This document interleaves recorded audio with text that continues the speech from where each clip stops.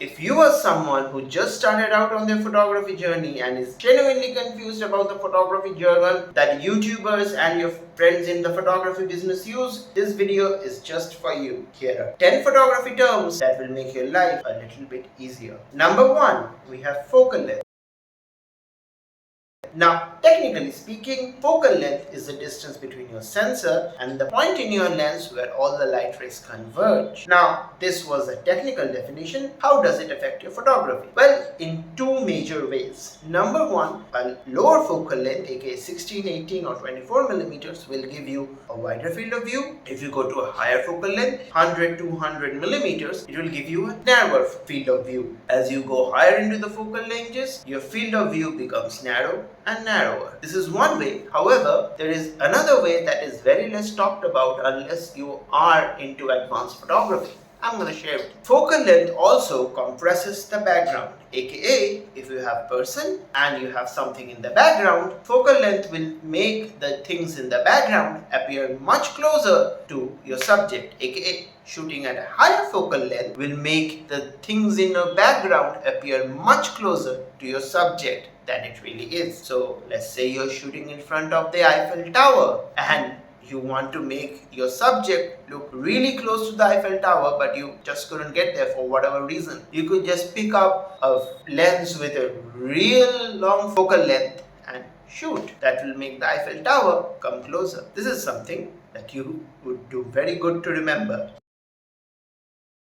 Number 2, aperture. Now, aperture is basically the diameter of the opening behind your lenses that determine how much light goes to your sensor. Now, this can affect your image in a number of ways. First of all, the light, the narrower or smaller the opening, the less light goes to your sensor, and the larger the opening, the more light goes to your sensor. This much is clear. But it also controls the depth of field, aka how much of your image is actually in focus.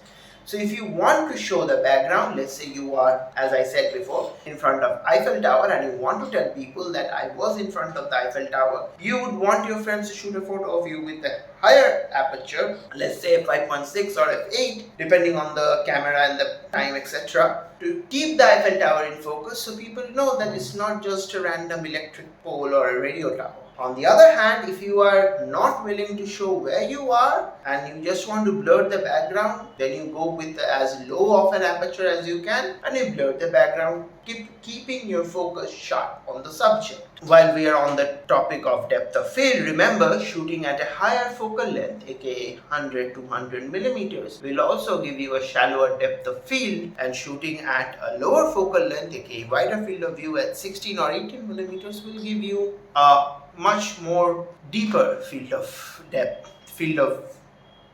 of field. I'm so sorry. Shooting at a higher focal length gives you shallower depth of field. Shooting at a lower focal range gives you more depth of field. And in that context, going up close to your subject gives you a shallower depth of field, and moving away from your subjects with a wide angle lens gives you wider field of view and also much more of a depth of field with the background in focus. That is a lot. Yeah, slow it down. Okay, we are going to the next topic now. If you didn't get it, just slow it down. There are a lot of things that has gone on here.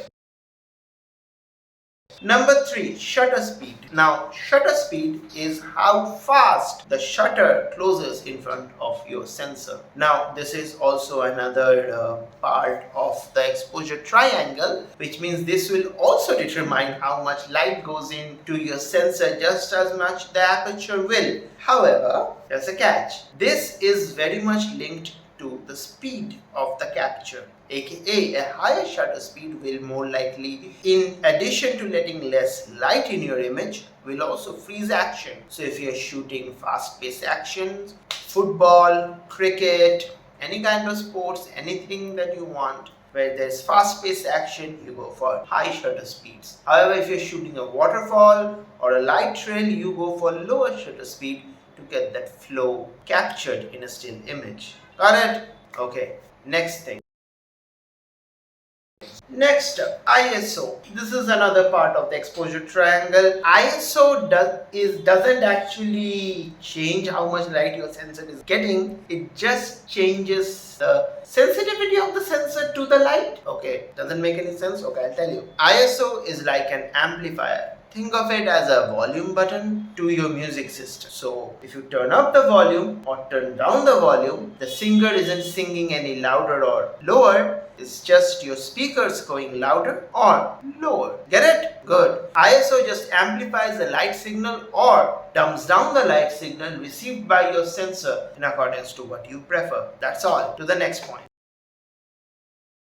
Now, white balance. White balance, as the name suggests, balances the temperature of your photo or video to make things that are actually white in real life appear white in the image or video. Now, while you actually want to shoot with an ideal white balance, shooting with a warmer white balance may symbolize hope, positivity, joy, and a cooler white balance may symbolize horror, despair, depression. So if you want a perfect image that is just as it is, you want to shoot it with perfect white balance. However, if you want to send a particular message such as, I don't know, joy, hope, despair, whatever, maybe keeping the white balance off according to your preference isn't a bad idea. And some photos like sunsets actually look better with the orange tint because during a sunset nothing that is white actually appears white, right? Okay, I guess that makes sense. Next point.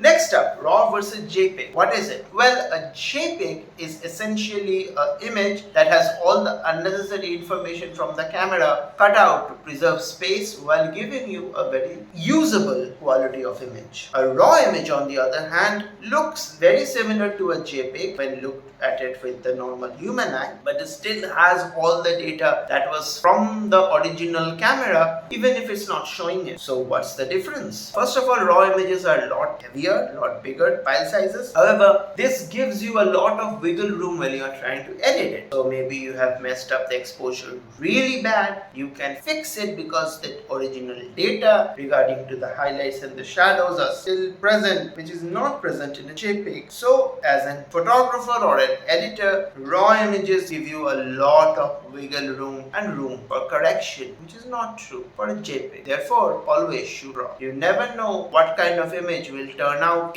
if you're shooting it in RAW. Many images that look lost and gone in the camera have turned out amazing when you have edited them real well. That's it. Okay.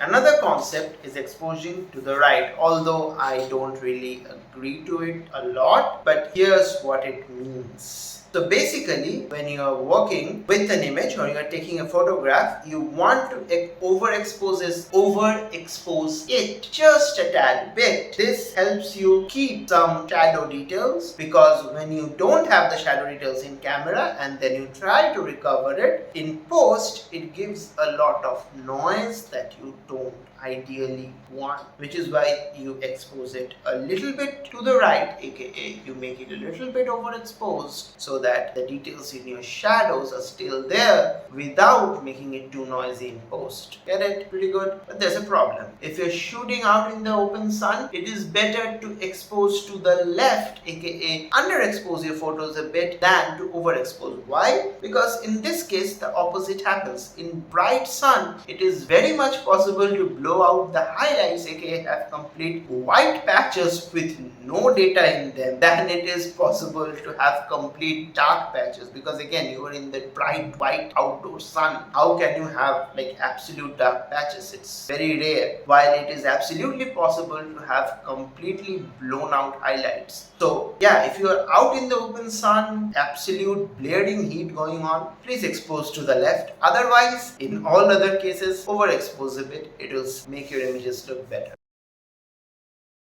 Next point is aperture priority. I have discussed this in many videos as to why this is my favorite mode, but anyway, aperture priority is a camera mode where you decide the aperture and the camera decides the rest. Now there is an option where you can choose your ISO, and that is advisable to keep your ISO at a limit where you know your camera is comfortable with. But if you have a really good camera, just leave it on auto ISO. I don't think your camera will go to a point where the ISO is just unbearable or unmanageable to deal with, especially with the modern camera technologies that we have. If you want to know about my views on why you shouldn't always care about ISO and the noise, the video is up somewhere around here, so please check it out. And we go to the next point, which is its brother, the shutter priority mode. Now, in shutter priority mode, you choose the shutter speed and the camera chooses the rest. Now, when do you use the aperture versus the shutter priority mode? Well, for everyday use, you use the aperture priority mode, because ideally, aperture controls the depth of field, aka how much of the background is in focus, and that is what you actually want to control most of the time. However, if you're shooting a sport event or you want a light trail or a flowy waterfall, you choose the shutter priority mode, because in those situations, getting the perfect shutter speed is far more important than getting the perfect depth of field. This is why in these situations you go for the shutter priority. That's it.